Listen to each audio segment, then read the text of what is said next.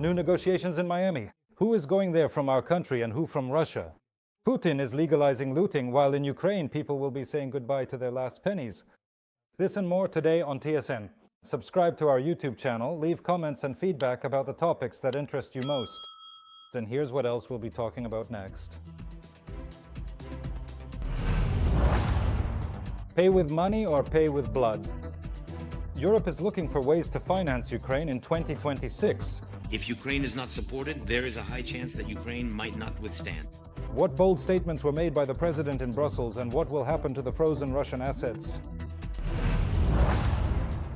Scandal at private bank.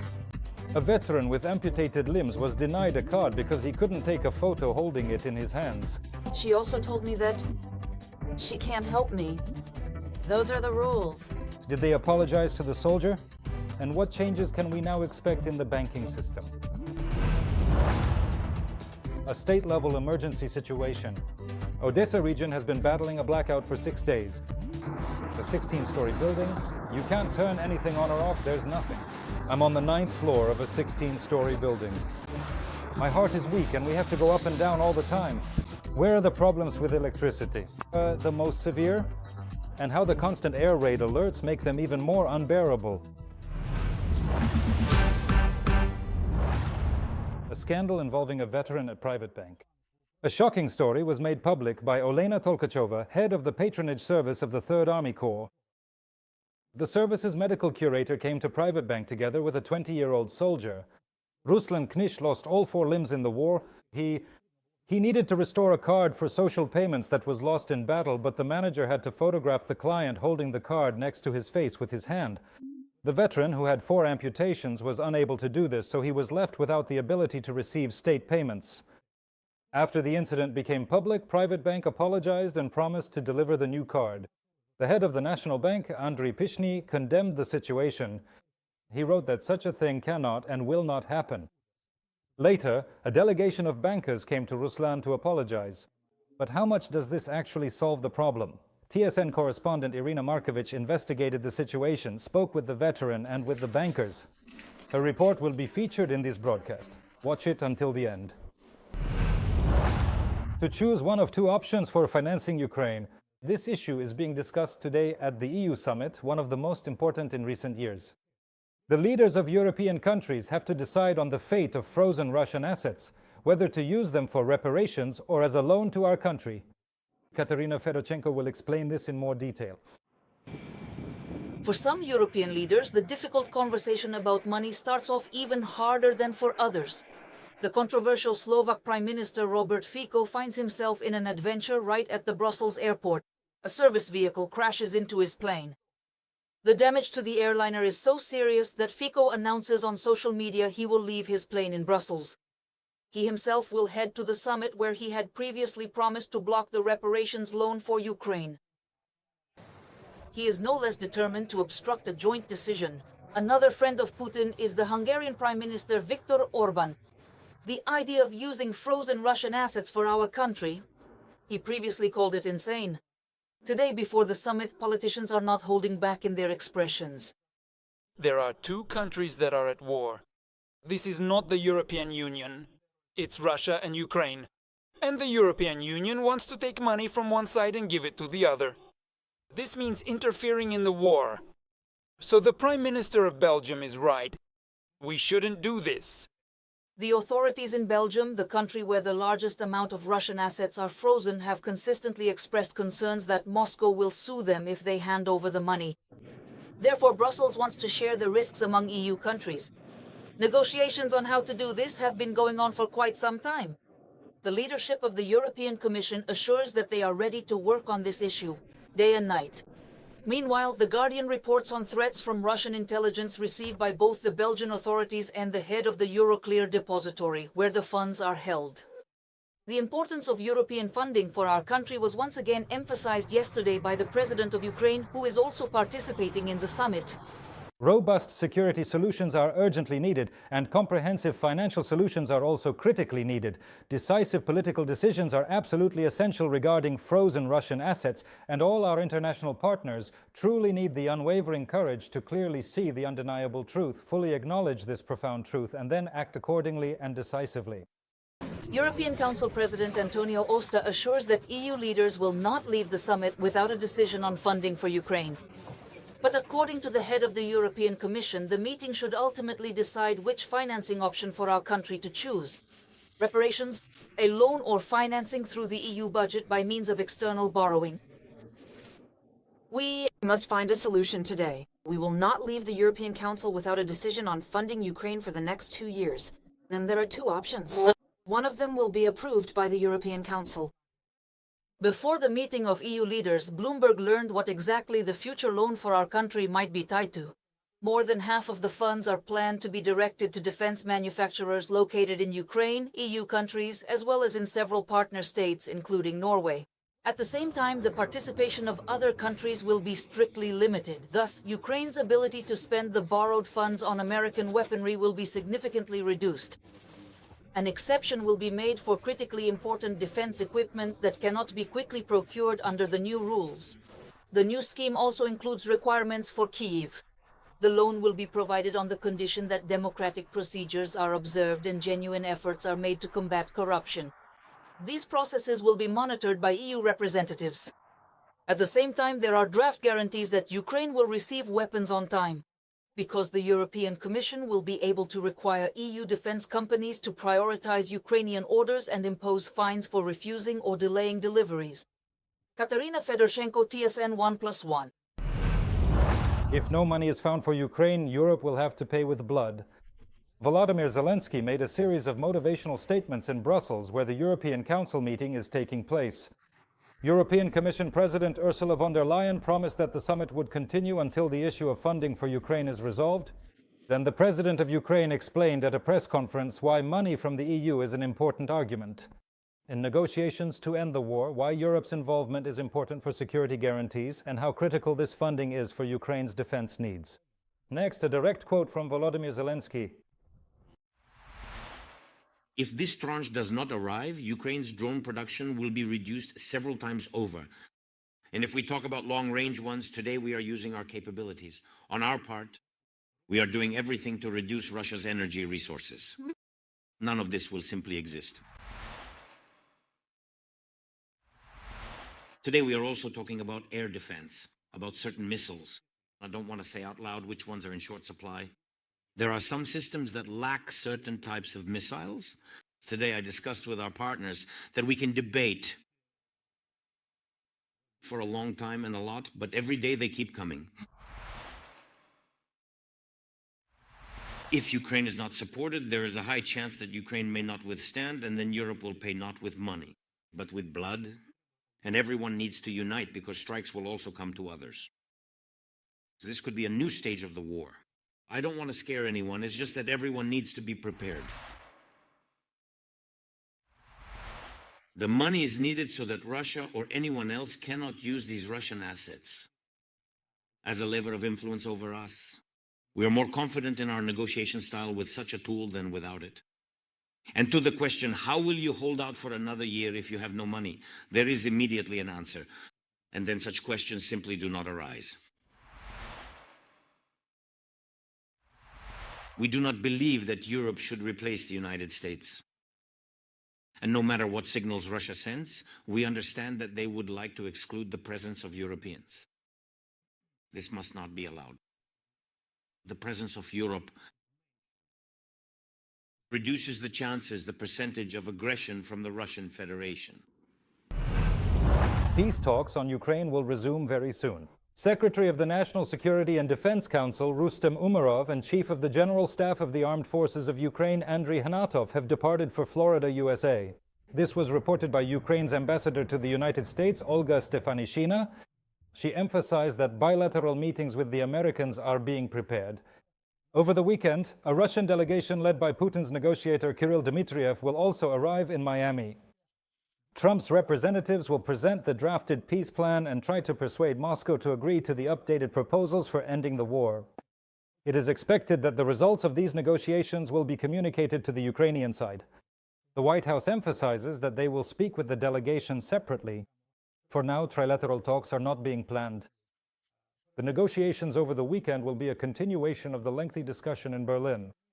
For 2 days, the Ukrainian and American delegations discussed peace proposals there. Later, with the participation of European leaders, these proposals were also discussed with Donald Trump.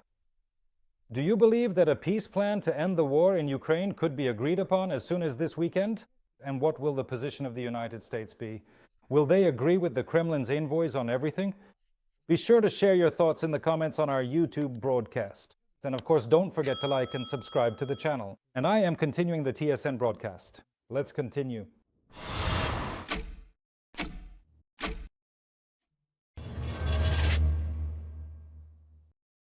Of various types, drones attacked Ukraine last night.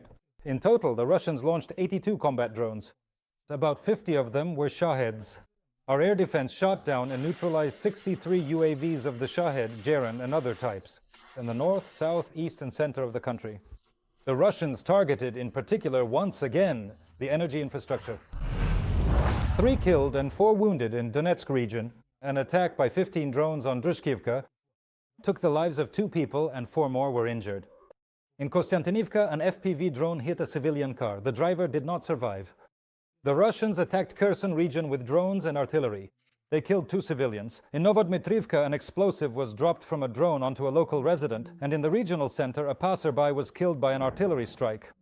Another city resident was taken to the hospital in serious condition. She is an employee of a municipal enterprise that was shelled by the occupiers that day.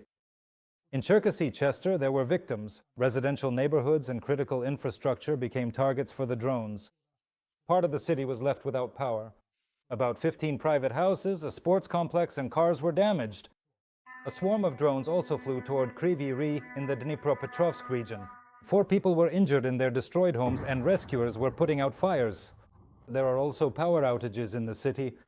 The Russians are also terrorizing Odesa region with drones. The Odesa-Areni highway is currently blocked. Traffic is stopped in both directions as a Shahed struck the bridge over the Dniester a few hours ago.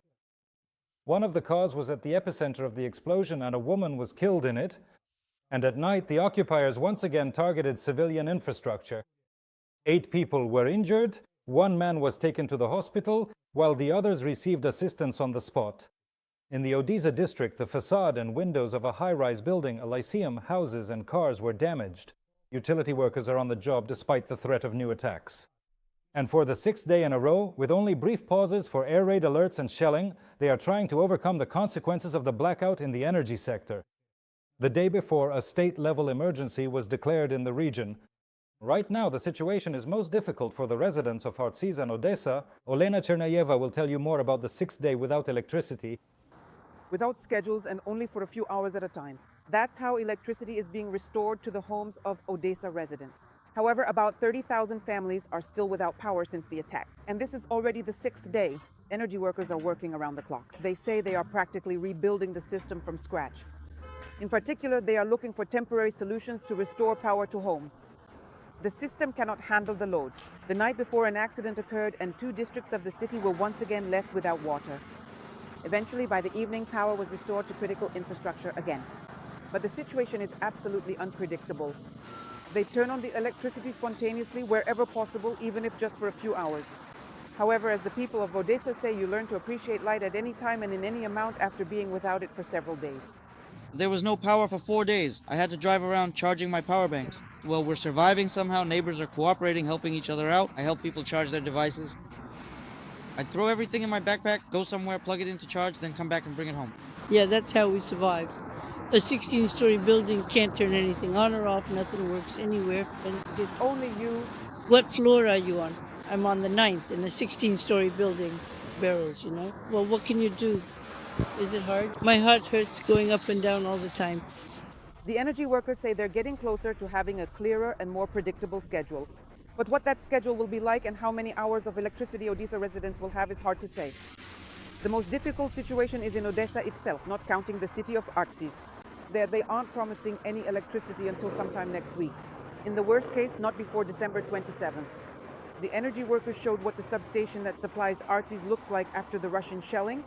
In reality, there is very little left of it. The city authorities of Odessa are planning to make a decision on granting benefits to entrepreneurs who open points of invincibility in their premises.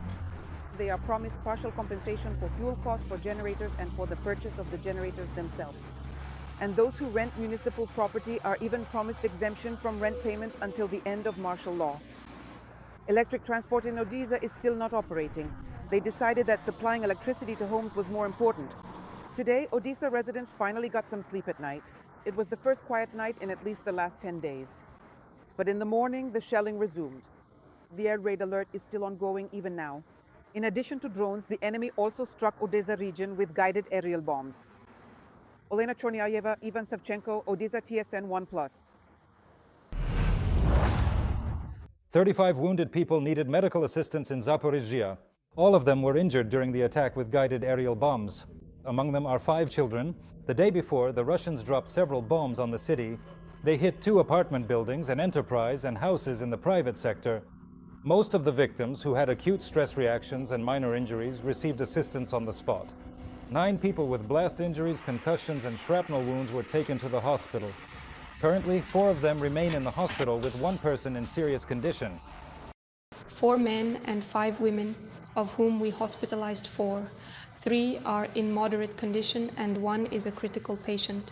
He has already undergone surgery and is currently in the intensive care unit on a ventilator.